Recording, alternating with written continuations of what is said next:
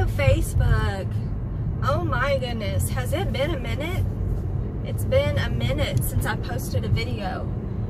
So much has been going on. And once again, here I am in my car. You get to go for a little ride with me. I feel like I do better in videos when I have something to focus on and I can just speak freely. It's like a stream of consciousness.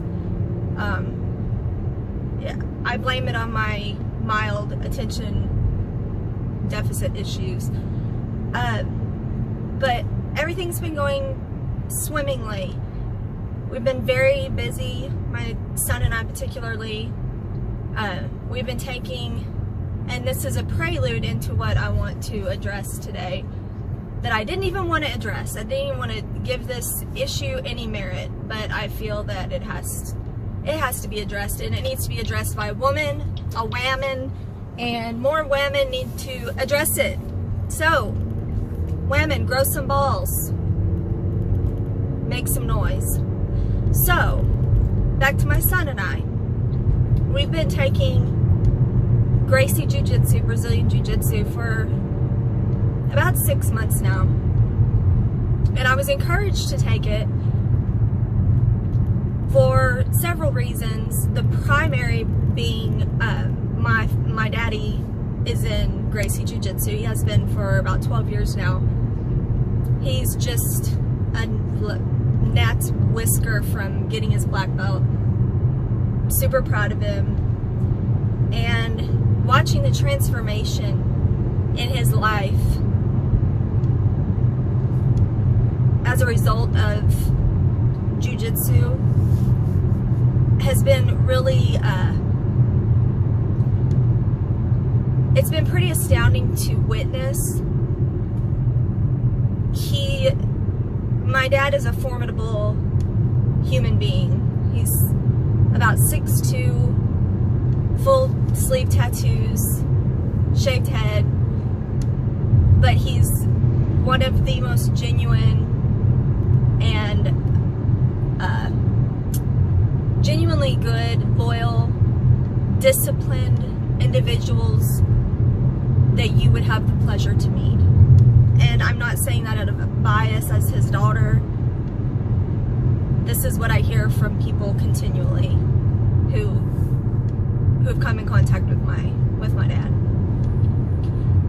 And watching the transformation in his life and talking to people in Jiu-Jitsu, the thought of being a woman and being a small woman and learning an art that is based on technique over size and strength. It's based on leverage and was specifically made by Master Elio Gracie for those who are smaller to defend themselves against a larger, faster, stronger opponent. My son is 8 years old now, and I jokingly say that he never had a chance with my husband and I, because my husband's a very tall man. I'm not, especially I'm 5'7", I'm average for a woman, but we're both very thin and long, and my son's like a little spider monkey. Like, he's just all arms and legs. So, that being said, he's probably the youngest kid in his class, or close to it, and he's a bit smaller than the other kids.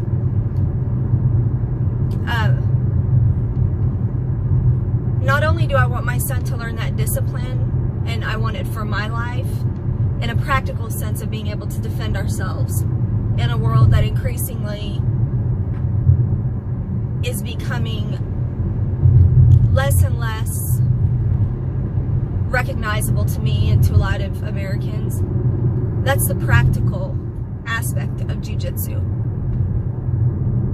On a deeper level, it puts boys, okay, now I'm going to switch the focus to boys specifically, because I'm the mother of a son. It puts boys in a safe environment an environment where they're able, under supervision, to learn how to defend themselves, to engage in what psychologists call rough and tumble play. Any of the, those of you, anyone who's listened to Jordan Peterson, you probably know this concept, but rough and tumble play has been studied extensively in psychology, primarily where young boys are concerned. When a father figure plays with their sons, wrestles with them in the house, it's incredibly important, they're finding, for socialization skills. It's teaching a child, what hurts, their limits. It's teaching them appropriate interaction. No, you can't, shove your thumb in somebody's eye. It's teaching them boundaries. It's like dancing with them. It's teaching them boundaries. It's teaching them to understand, to differentiate between what real pain is and what play is. And the studies that they've done in this particular area have been absolutely astounding in showing that, again, boys primarily who engage in rough and tumble play are upwards of 20% less likely to exhibit or be symptomatic of attention deficit disorder. They're significantly less likely to distribute or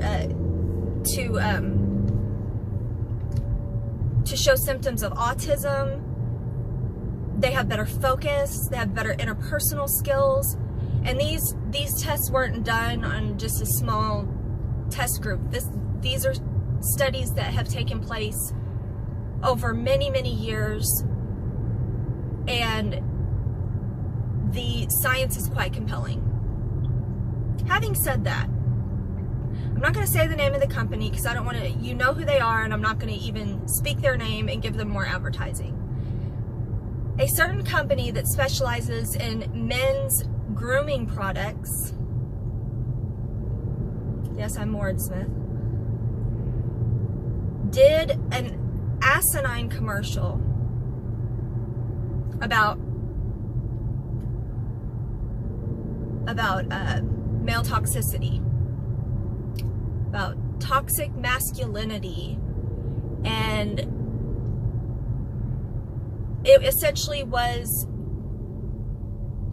just feminist, liberal drivel about the idea of teaching men to be less rapey. Because that's what we need. We need huge corporations speaking to an audience that the information does not even pertain to. I wonder if this corporation genuinely thought, dude, I just about got hit. It's not even 3 o'clock. How are you drunk right now? Jeez. Anyway. I'm alive, so that's good. Their target audience, do they genuinely think that if someone is hell-bent on raping a woman, that mid-rape they're gonna think of a commercial and think, oh, maybe this just isn't a really good idea? They're speaking to an audience to which this information does not even pertain. And there's an agenda behind it. There has been agenda for a very long time. And that's why I said, as a woman, I'm making this video. As a woman who has a son, I'm making this video. The attack on boys has been so vicious, so just relentless. Even in my lifetime, like even since I was a child, the emasculating of our boys, and we're now seeing it in the generations that are entering the workforce. We're seeing gamma males. There was a Pew Research study that showed 25% of American men in their 20s believed that asking a woman if she would like for him to buy her a drink was a form of sexual harassment. No wonder Americans aren't breeding. They're neutering our children before we even know what happened. They're being indoctrinated in schools. They've shortened the recess hours for boys. And I don't care what anybody says, I will bend over and you can, excuse my language, kiss my white ass. Because boys and girls are different. Boys are rough, they need physical interaction. And when you sit them down in a classroom, that was my second degree was in early childhood education. When you sit them in a classroom for 8 hours in a day and expect them to be still, and then their grades are determined by their ability to maintain all that physical, that rambunctious energy that they have, because they do have more energy than girls. They are different than girls. They need that physical exertion. Boys are failing in school. Boys are being told that their masculinity is toxic. This commercial went so far as to condemn rough and tumble play, like I already spoke about. Psychologists have determined the benefits of it. This commercial went so far as to chastise rough and tumble play because it encourages bullying. You know what encourages bullying? What encourages bullying are gamma children, little boys who have no idea how to protect themselves against bullies. That's what causes bullying. And I've learned that just from being in Jujitsu. Just the short amount of time that I've been in it and watching my father be in Jujitsu all these years. Some of the most imposing and formidable human beings that you will meet, men, who are quiet and they have a quiet confidence about them. I can almost spot someone who diligently practices self-defense. They are the last person who will be involved in a physical confrontation because they're not out to prove anything. Their masculinity isn't threatened by other men and talking crap. And I'm just tired. I'm sick and tired as a woman watching these men in our society. Women need strong men. A nation needs strong men. To the liberals out there who think that, this Me Too movement, if it had any merit in the beginning, it's all been lost. Preaching to good men about not being rapists. We're living in the upside down. It's glaringly obvious. This sabbatical that I've taken from YouTube, it's not been lost. I've been in deep study, and feel like I'm really grasping what's happening in the world. So many things were happening that I felt like I couldn't put a name to. I didn't quite understand, and now I understand it perfectly. I see it like I've stepped back and looked at a mosaic. There is evil in this world. Evil exists. Absolute evil exists.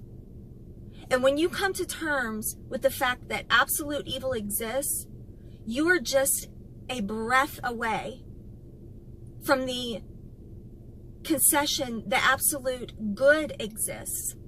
And right now what we are seeing, the tearing down of men, the depression levels in men skyrocketing.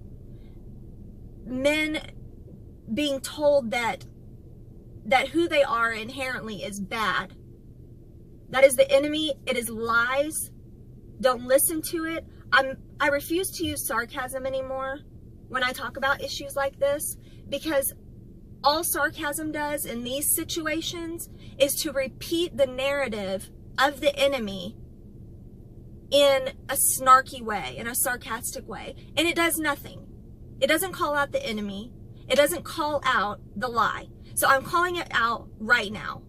This whole BS with toxic masculinity is just that. It's BS. We need strong men. Do you think a woman is going to be drawn to some sniveling, feminine beta? Of course not. Women want strong,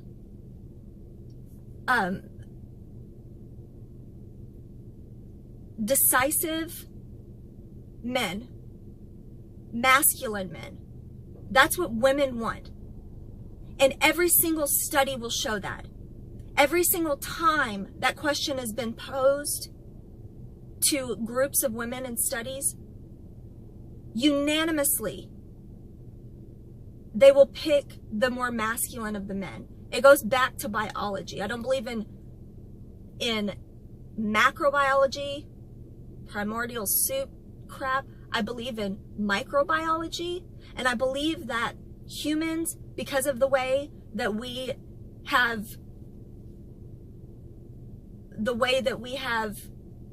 evolved from, being nomadic to where we are today, there are features innate and ingrained in us that each sex desires in the other sex.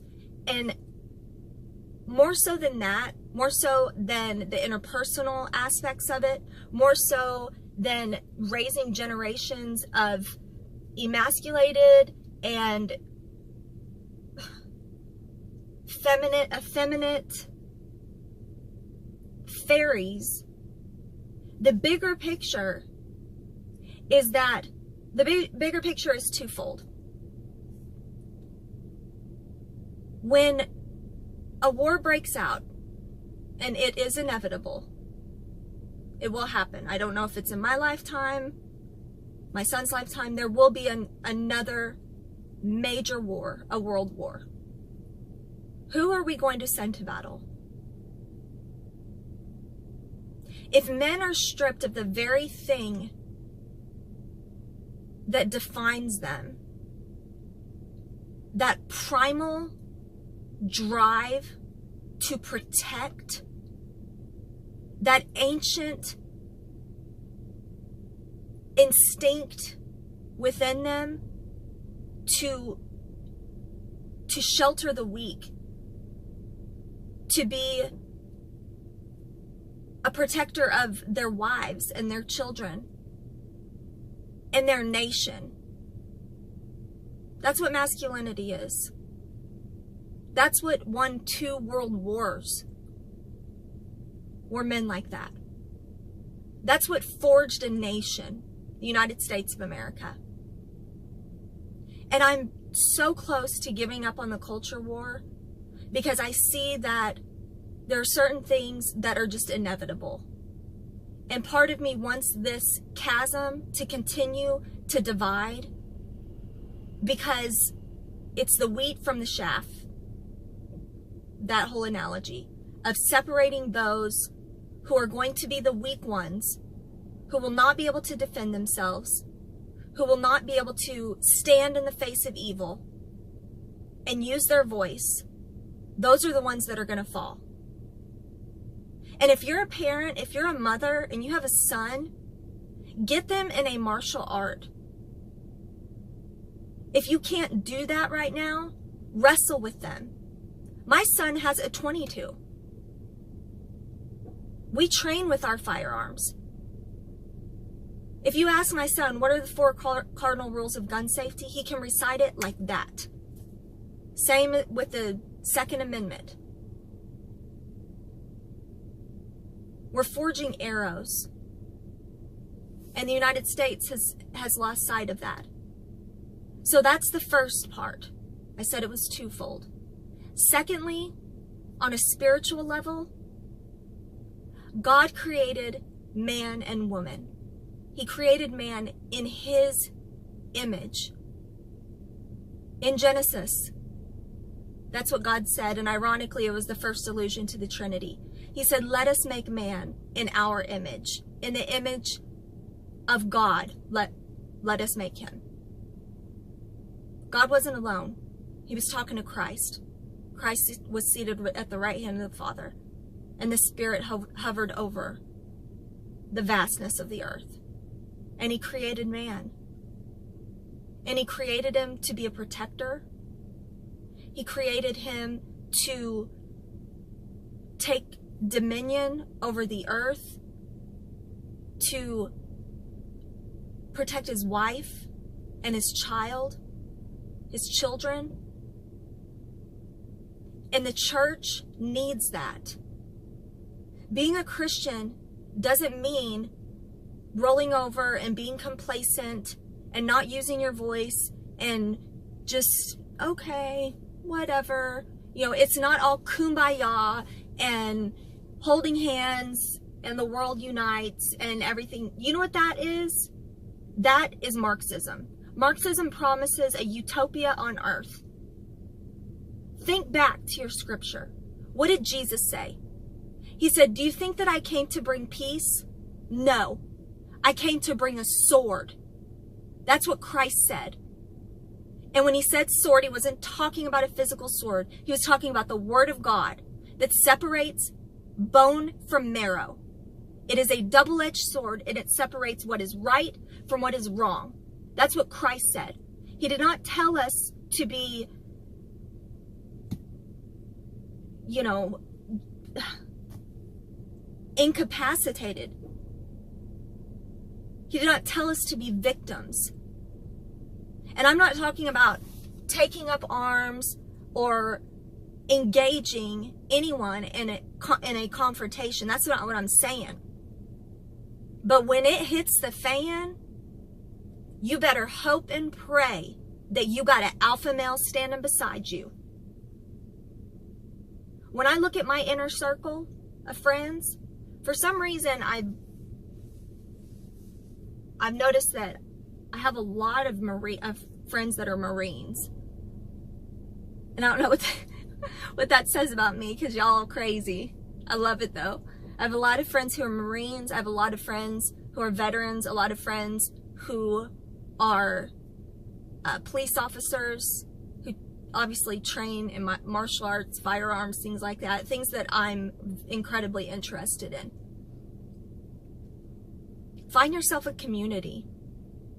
Find yourself a group of people that you can trust, that if something happens and it hits the fan, that you know the person standing beside you would walk into a battle and happily die in spent brass and the smell of gun smoke, to defend this land, to defend their family, to defend our rights. That's the only way that you can do it. That's where I'm at right now, is building the community, the inner circle that I have around me, studying the Word of God, knowing who I am in it, because I know who my husband is in it. He's the priest of our household. He is the spiritual umbrella for my son and myself. I have a role that I play in my family. I'm the nurturer. I'm the one that takes care of our home. I feed my husband and my son. And yes, I am a servant to my husband, but it's not in a slave manner. It is because he is the priest of my home, and I adore him, and he treats me like a princess. I kind of got off on a tangent there, but the traditional ideas that forge this nation are falling apart. And women, I'm talking to you right now. If you don't stand up and, like I said, grow a set and stand up for your men and your sons when they're under attack like this, shame on you. Because you don't deserve them. You don't deserve an alpha male. You deserve a gamma that's going to cry during chick flicks because his vagina hurts and probably not breed.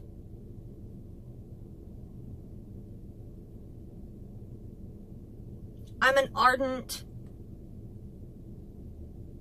objector. Like, I ardently object the Darwinian theory in a lot of ways. But as I said, microevolution and the survival of the fittest among our society. When things go down, who do you think is going to be the last one standing? The alpha, non-rapey men, or the gammas that menstruate alongside their significant others? They're not going to breed, and it's very sad. But strong women out there that have strong men in your lives, stand up. Let your boys be boys. Don't shelter them. This world is hard, and this world is mean, and it is exhausting. It is exhausting, the studying that I've been doing, because in my life, I've known monsters, I've seen monsters, and I know what they look like, and I know what I'm sending my son into, but I'm damn sure not going to send him out unprepared. I'm going to send him out as a sharpened arrow to be able to withstand the evil that is in this world. And if you're not doing that for your son, then you're doing him a grave disservice. And I've said it before, but I'll say it again. This is a shout out to all you masculine men, to you alphas, and to those of you who want to be. Step up. Your masculinity is not toxic. It's imperative. It's crucial. And we need it now more than ever. Screw big corporations. Screw Hollywood. Turn the TV off, please. Stop watching the news. Turn the TV off. Form a community. Form a family. Men, be the priest of your home. And women, read the word and find out what you're supposed to be. Because we have a job to play too, if we're going to salvage this culture. And apart from that, in the body, men need to be men and women need to be women. And that's just the way it is. This is the Pink Patriot. I love y'all. I've missed ya. Hopefully I'll talk to you real soon.